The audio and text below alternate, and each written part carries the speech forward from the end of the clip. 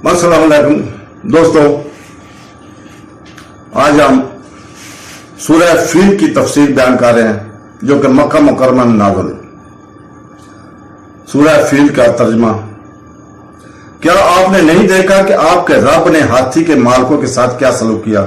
क्या इसने इनकी तदबीर को ज़ाया नहीं किया और इसने इन पर परिंदों के रेवड़ बनाकर भेज दिया, इन पर सज्जल के पत्थर मार। ये इन आसानात में से है जो अल्लाह ताला ने कुरैश पर किए थे। इसने इन्हें हाथी वालों से बचाया जिन्होंने काबा को ढाने और इसके वजूद के तमाम आसार को मटाने की कोशिश की थी। अल्लाह ने इनको तबाह किया, इनको शिकस्त दी, इनके मंसूबों को नाकाम बना दिया, इनकी कोशिशें रह गई और इन्हें वापस भेज दिया। ये वो लोग थे जो ईसाई थे और इस तरह इनका मजहब कुरैश की बुत परस्ती के मुकाबले में हकीकी मजहब इस्लाम से ज्यादा करीब था। बहरहाल ये निशानी देने और रसूल पाक सल्लल्लाहु अलैहि वसल्लम की आमद का रास्ता तैयार करने का जरिया था। बेशक वो इसी साल में सबसे ज्यादा मकबूल राय के मुताबिक पैदा हुए थे। तो तकदीर की जुबान पर यह कह रही थी कि ऐ कुरैश के लोगों, हम तुम्हारी मदद नहीं करेंगे क्योंकि तुम हबशियों पर किसी भी हसीयत के हमल हो। ये तुम्हारी मदद सिर्फ इसलिए कर रहे हैं कि कदीम खाना काबा का दफा करें, जिसे हम अनपढ़ नबी तमाम अंबिया के खातमुल नबी को भेजकर इज्जत बढ़ाई है और तजीम करेंगे। सॉरी, हाथी के लोगों की कहानी का खुलासा। यह हाथी वालों की कहानी है। मुख्तसर और इख्तिसार के साथ अहले खंदक के किस्से में पहले ही जिक्र हो चुका है कि हमियार का आखिरी बादशाह जोनास एक मुशर्क था, ये जिसने अहले खंदक को कत्ल करने का हुक्म दिया था। वो ईसाई थे और इनकी तादाद तकरीबन 20,000 थी। इनमें से स्वयं नामी शख्स की कोई नहीं बच सका। वो शाम की तरफ भागा जहां इसने शाशम के शहनशाह कैसर से तहफ़्फ़ुज़ तलब किया, जो कि एक ईसाई भी था। कैसर ने अबसीनिया के बादशाह अन नजाशी को खत लिखा जो इस शख्स के घर के करीब था। नजाशी ने अपने साथ 2 गवर्नर भेजे, अरिता और अबरा बिन सबा को एक अजीम लश्कर के साथ। फौज यमन में दाखिल हुई और हमियार के बादशाह जोलनास की तलाश में घरों की तलाशी और लूट मार शुरू कर दी। बिलाकर समुद्र में डूबकर वो हलाक हो गया। सॉरी, इस तरह हबशी यमन पर हुकूमत करने के लिए आजाद थे। अरियात और अबराबा इसके गवर्नर थे। ताम वो मामलात में मुसलसल इख्तिलाफ करते, एक दूसरे पर हमला करते, एक दूसरे से लड़ते और एक दूसरे के खिलाफ जंग करते। यहां तक कि इनमें से एक ने एक दूसरे से कहा, हमारी दोनों फौजों को लड़ने की जरूरत नहीं है, इसके बजाय हम आपस में लड़ें और जो दूसरों को कत्ल करेगा वो यमन के हक में होगा। चुनांचे दूसरे ने चैलेंज पूरा किया। दोनों ने मुकाबले किया। हर एक के पीछे पानी का एक नाला था, यानी दोनों को भागने से रोकना। इसने अबराबा को अपनी तलवार से मारा, इसकी नाक और मुंह फाड़ डाला और इसका चेहरा काट डाला। लेकिन अबराबा के मुहाफिज अतारवदा ने रियाद पर हमला करके इसे कत्ल कर दिया। इस तरह अबराबा जख्मी हालत में यमन वापस चला गया, जहां इसके जख्मों का इलाज किया गया और वो सेहतयाब हो गया। इस तरह वो यमन में हबशी फौज का कमांडर बन गया।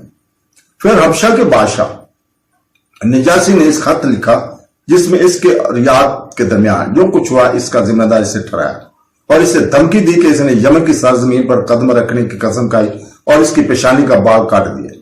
चुनांचे अबराबा ने निजाशी के पास तोहफे और कीमती अशिया के साथ एक कासद भेजा ताकि इसकी खुशामद और खुशामद करे और एक बोरी जिसमें यमन की मिट्टी थी और इसकी पेशानी से कटे हुए बालों की एक टुकड़ा। इसने बादशाह के नाम अपने खत में कहा, बादशाह को इस मिट्टी पर चलने दो और इस तरह अपनी कसम को पूरा करो और ये मेरी पेशानी के बाल हैं जो मैं आपको भेज रहा हूं। जब नजाशी को ये इतला मिली तो वो अबराबा के से बहुत खुश हुआ और इसके बाद अबराबा ने नजाशी को खत लिखा कि वो यमन में इनके लिए एक ऐसा कलीसा तामीर करेगा जो इससे पहले कभी नहीं बनाया गया था। इस तरह इसने सना में एक बहुत बड़ा कलीसा बनाना शुरू किया जो ऊंचा और लंबा था, खूबसूरती से तैयार किया गया और हर तरफ सजाया गया। अरब इसे इसकी ऊंचाई की वजह से कलेस कहते थे और इसलिए कि अगर वो कोई इसकी तरफ देखता तो इसकी टोपी के गिरने का खतरा होता। जब वो अपने सर पीछे झुकाता, फिर अबराबा अलशान ने फैसला किया कि अरबों को मजबूर किया जाए कि वो इस अजीम अलशान कलीसा की जियारत करें, जिस तरह उन्होंने मक्का मुकरमा में काबी की जियारत की थी। इसने अपनी सुल्तानत यमन में से इसका ऐलान किया, लेकिन अदनान और फरकातान के अरब कबैल ने इसे रद्द कर दिया। कुरैश इससे नाराज हुए, यहां तक कि इनमें से एक ने एक रात कलीसिया की तरफ सफर किया और इसमें दाखिल हो गए। इसके बाद इसने अपने आप को चर्च में आराम किया और भाग गया लोगों से बचकर। जब उसके मुतल्लियों ने देखा कि इसने क्या किया है तो उन्होंने अपने बादशाह बराबा को बताया, कुरैश में से एक ने ये अपने घर में गुस्से में किया है जिसकी जगह तुमने ये कलीसिया मुकर्रर किया है। ये सुनकर बराबा ने कसम खाई कि वो खाना काबा की तरफ कूच करेगा, इसे पत्थर से मार डालेगा। तो दोस्तों, मकातल बिन सलमान ने जिक्र किया है कि कुरैश के नौजवानों का एक ग्रोह गिरजा में दाखिल हुआ। एक इंतहाई तेज हवा के दिन इसमें आग लगा दी, चुनाचे चर्च को आग लग गई और वो जमीन पर गिर गया। इसकी वजह से बराबा ने अपने आप को तैयार किया और एक बहुत बड़ी और ताकतवर फौज के साथ रवाना हुआ ताकि इसे अपने मिशन को अंजाम देने से कोई न रोके। वो एक अजीम ताकतवर हाथी को अपने साथ ले गया जिसका जिस्म बहुत बड़ा था, जिसकी मिसाल पहले कभी नहीं देखी गई थी।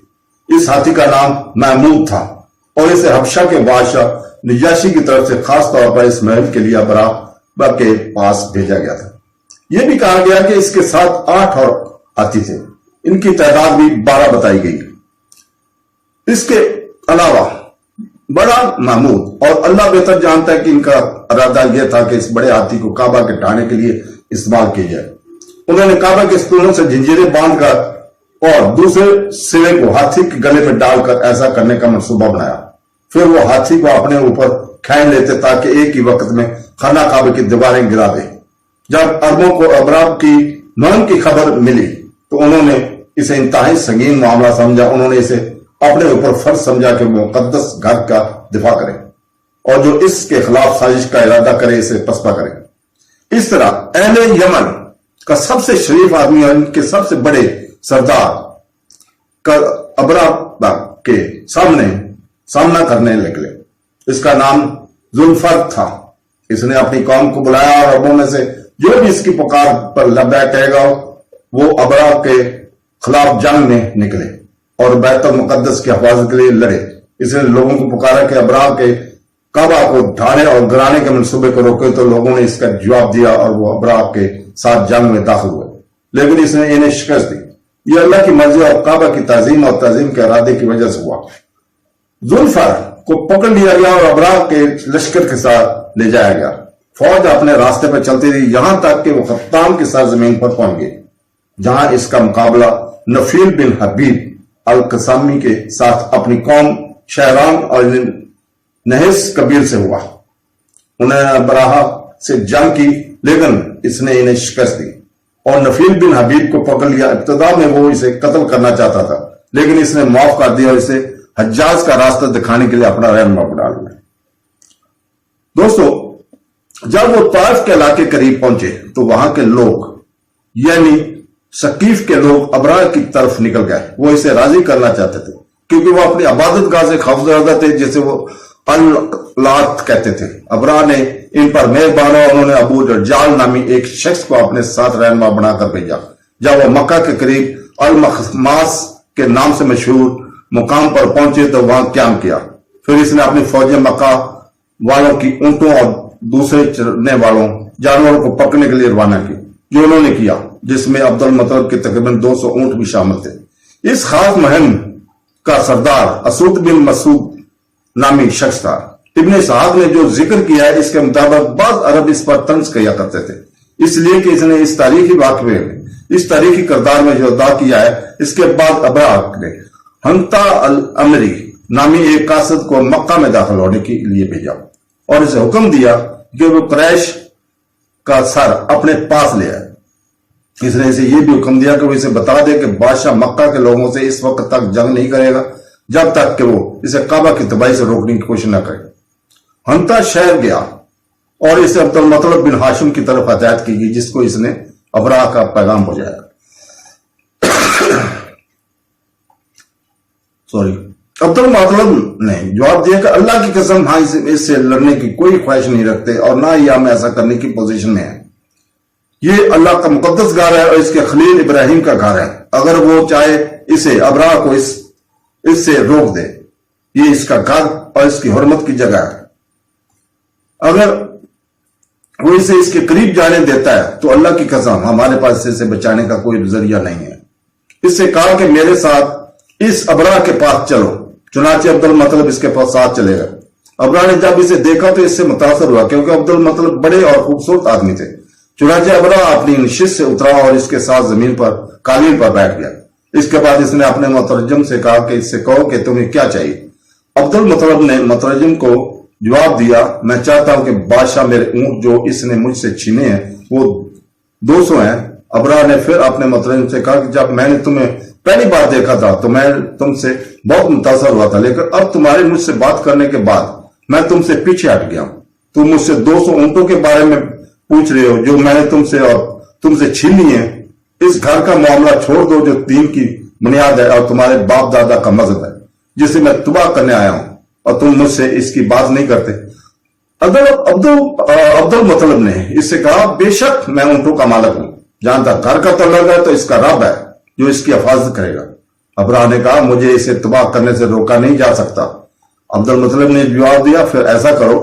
कहा जाता है कि अरब के कई सरदारों ने अब्दुल मतलब के साथ जाकर अबरा की कबीला तमाम के माल का 1/3 हिस्सा पेश किया अगर वो ऐवान से निकल जाए, लेकिन इसने इनकार कर दिया। अब्दुल मतलब के ऊंट से वापस कर दिए। इसके बाद अब्दुल मतलब अपनी कौम के पास वापस आया। इन्हें हुक्म दिया कि वो मक्का से निकल जाए और पहाड़ों की चोटियों पर पनाह लें, इस खौफ से कि इन पर फौज की ज्यादती हो सकती है।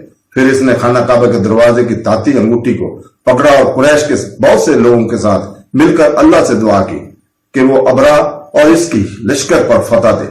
अब्दुल मतलब ने काबा के दरवाजे की अंगूठी से लटकते हुए कहा कि इस वक्त किसी आदमी के लिए इसके मुआशियों और माल की हिफाजत से बढ़कर कोई चीज अहम नहीं है। इसलिए ऐ मेरे रब, अपने माल की हिफाजत फरमा। इनकी सलीब और इनकी चलाकियां सुबह होने तक तुम्हारी चलाकियों पर गालब नहीं आएंगी। इब्ने इसहाक के मुताबिक फिर अब्दुल मतलब ने काबा के दरवाजे की धाती अंगूठी को छोड़ दिया और वो मक्का से निकले और पहाड़ों की चोटियों पर चढ़ गए।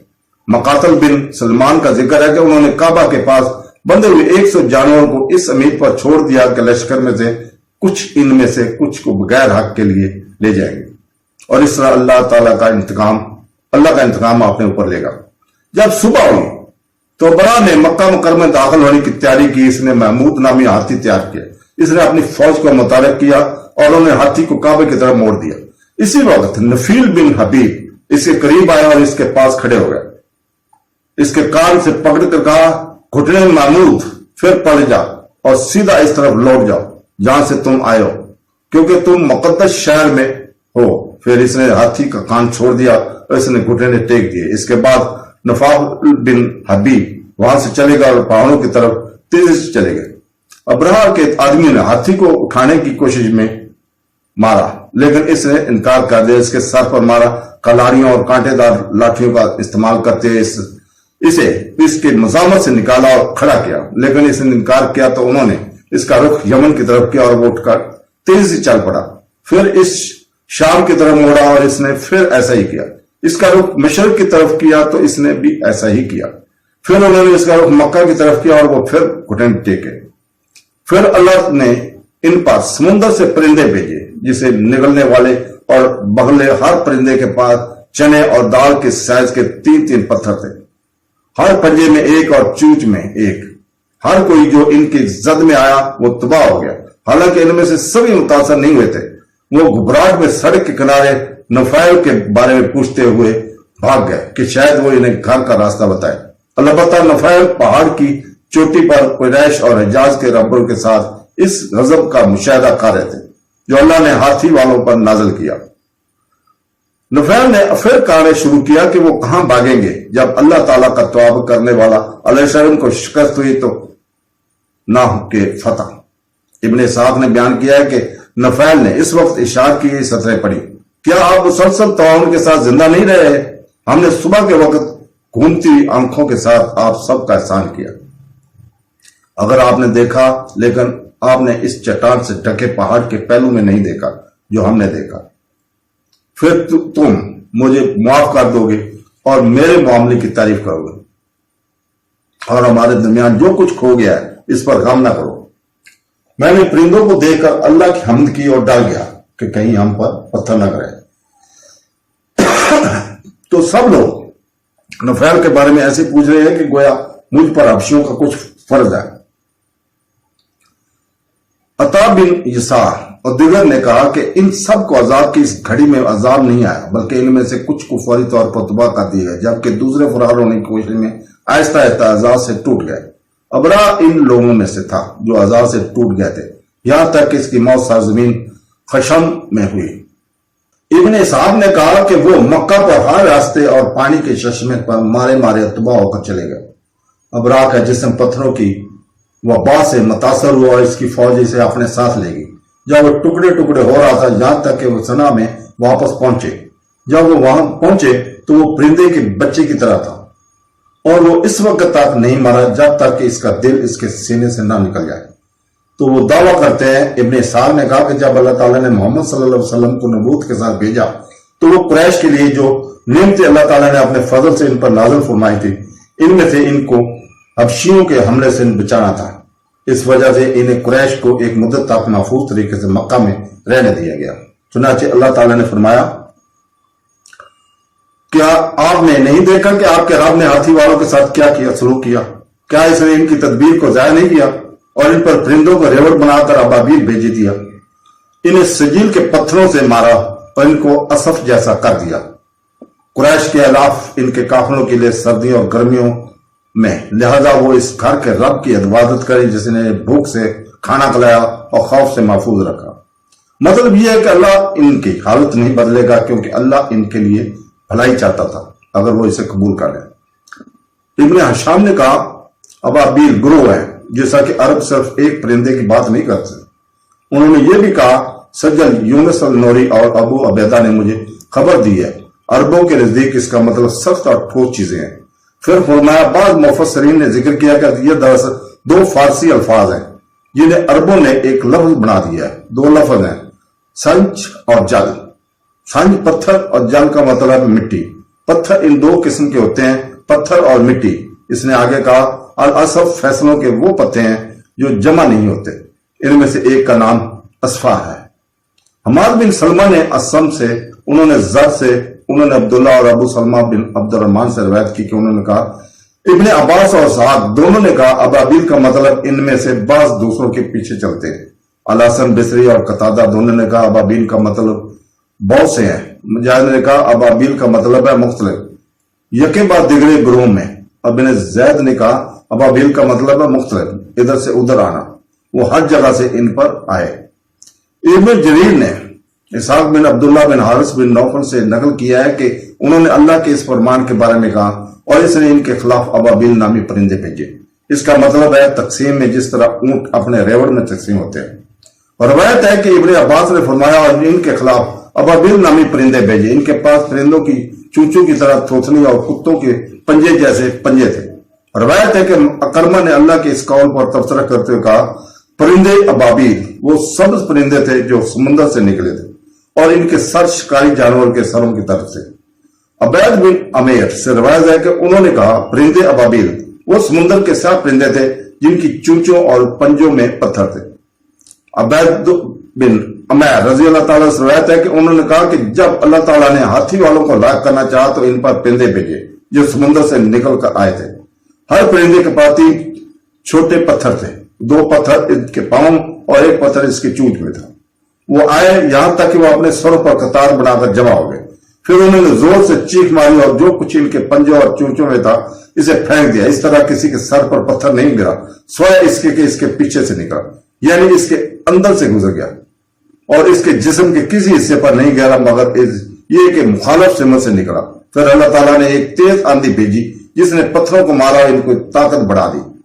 इस तरह वो सब तबाह हो गए अल्लाह के इस फरमान के बारे में, और इसने इनको असफ माकूल की तरह बनाया। सईद बिन जबीर ने कहा कि इससे मुराद भूसा है जिसे आम लोग हबूर कहते हैं। इसने ये भी कहा कि अल असफ भूसा है और अल माकूल से मुराद वो चारा है जो जानवर के लिए काटा जाता है। हसन अल बसरी ने भी यही कहा है। इब्ने अब्बास ने फरमाया, अल असफ गंदम के गुलाब की तरह अनाज का छलका है। इब्ने जैद ने कहा, अल असफ पौधों और पैदावार के पत्ते हैं, जब मवेशी इसे खाते हैं तो वो रफा हाजत करते हैं, ये निकल जाता है और ये गोबर बन जाता है। اس کا مفہوم یہ ہے کہ اللہ تعالیٰ نے ان کو ہلاک کر دیا، فنا کر دیا، اور ان کی تدبیر اور ان کے غضب سے ان کو دفع کر دیا۔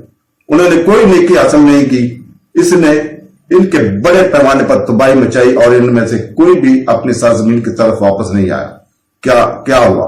سوائے اس کے کہ وہ زخمی ہو، یا بالکل ایسا ہی ہے جو ان کے بادشاہ ابراہ کے ساتھ ہوا تھا، کیونکہ جب وہ اپنی سرزمین سنا میں پہنچا تو اس کا دل پھٹ گیا تھا۔ اس نے لوگوں کو بتایا کہ ان کے ساتھ کیا ہوا، پھر وہ مر گیا۔ اس کے بعد اس کا بیٹا یکسم بادشاہ بنا، اور پھر یکسم کا بھائی مسروق بن ابرہ اس کا جانشین ہوا۔ پھر سیف بن ذی العمری کسری فارس کے بادشاہ کے پاس گیا اور حبشیوں کے خلاف اس سے مدد کی طلب کی۔ چنانچہ کسرا نے اپنی فوج کا کچھ حصہ سیف العمری کے ساتھ حبشیوں کے خلاف لڑنے کے لیے روانہ کیا۔ اس طرح اللہ تعالیٰ نے ان کی سلطنت یعنی یمن کے عربوں کو واپس کر دی، اور وہ تمام بادشاہیں جو ان کے آباء و اجداد کے پاس تھیں پھر عربوں کے بڑے بڑے وفود کے پاس ان کی فتح کی مبارکباد دینے آئے۔ اس سے پہلے ہم سورت الفتح کی تفسیر میں بیان کر چکے ہیں کہ جب رسول پاک صلی اللہ علیہ وسلم پہاڑی درے کے قریب پہنچے جو آپ کو حدیبہ کے قریب قریش کی طرف لے جائے گی، تو آپ کی اونٹنی نے گھٹنے ٹیک دیے۔ پھر لوگوں نے اسے اٹھنے کی کوشش کی، لیکن اس نے انکار کر دیا۔ تو لوگوں نے کہا کہ القصوہ ضدی ہو گیا۔ نبی کریم صلی اللہ علیہ وسلم نے جواب دیا، القصوہ ضد نہیں بنی، کیونکہ یہ اس کے کردار کا حصہ نہیں ہے، بلکہ اس سے نے روکا جس نے ہاتھی کو روکا، ابرا۔ پھر فرمایا، مجھے اس ذات کی قسم جس کے ہاتھ میں میری جان ہے، وہ قریش مجھ سے کوئی ایسا معاہدہ نہیں مانگیں گے جس میں اللہ کی حرمت کی تعظیم کی گئی ہو، سوائے اس کے کہ میں اس پر راضی ہوں۔ پھر اس نے اونٹنی کو اٹھنے کا اشارہ کیا تو وہ کھڑی ہو۔ یہ حدیث ان لوگوں کے لیے ہے جسے بخاری اکیلے لکھتے تھے۔ دو صحیحوں میں آیا ہے کہ فتح مکہ کے دن رسول پاک صلی اللہ علیہ وسلم نے فرمایا، بے شک اللہ تعالیٰ نے ہاتھی کو مکہ سے روکا اور اس پر اپنے رسول اور اہل ایمان کو اختیار دیا، اور اس کی حرمت اس طرح لوٹ آئی ہے جس طرح کی حرمت والی تھی، لہذا جو لوگ حاضر ہیں وہ غائب ہونے والوں کو اطلاع دیں۔ یہ سورہ الفیل کی تفسیر کا اختتام ہے، اور تمام تعریفیں اور شکر اللہ کے لیے ہے۔ اللہ حافظ۔